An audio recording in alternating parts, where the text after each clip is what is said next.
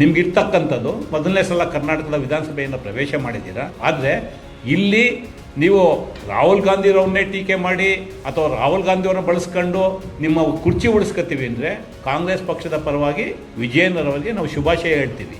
ನಿಮ್ಗೆ ಅಂಥ ಅನಿವಾರ್ಯತೆ ಇದೆ, ನಿಮಗಾಗಲಿ ಆರ್ ಅಶೋಕ್ರವ್ರಿಗಾಗಲಿ ನಿಮ್ಗೆ ಒಳ್ಳೆಯದಾಗಲಿ. ಆದರೆ ಜನ ಬಯಸ್ತಾ ಇರ್ತಕ್ಕಂಥದ್ದು ಒಬ್ಬ ನಾಯಕರಾಗಿ ಇಲ್ಲಿ ಏನು ವಾಸ್ತವ ಇದೆ, ಇಲ್ಲಿ ಏನು ಚರ್ಚೆ ಆಗಬೇಕು, ಇಲ್ಲಿ ಏನು ಅಭಿವೃದ್ಧಿ ಆಗಬೇಕು, ಈ ವಿಚಾರಗಳು ಮಾತಾಡಿ. ನೀವು ನಿಮ್ಮ ಅಧ್ಯಕ್ಷತೆಯಲ್ಲಿ ಪಾಪ ನಿಮ್ಮ ತಂದೆಯವರು ಸಹಿತವಾಗಿ BS ಯಡಿಯೂರಪ್ಪನವರು ಸಹಿತವಾಗಿ ಎಲ್ಲ ಕಡೆ ಹೋಗಿದ ಕಡೆ ಎಲ್ಲ ಗಂಟೆ ಬರೆಸ್ತಾ ಇದ್ರು, 28 ಗೆದ್ದುಬಿಡ್ತೀವಿ, ವಿಜಯೇಂದ್ರ ಸ್ಥಾನ ಗಟ್ಟಿಯಾಗ್ಬಿಡುತ್ತೆ, ನೋಡ್ತಾ ಇರಿ ವಿಜಯೇಂದ್ರ ಡೆಪ್ಟಿ CM ಆಗಿಬಿಡ್ತಾರೆ ಲೋಕಸಭೆ ಚುನಾವಣೆ ಆಗ್ತಿದ್ದಂಗೆ ಅಂತೇಳಿ.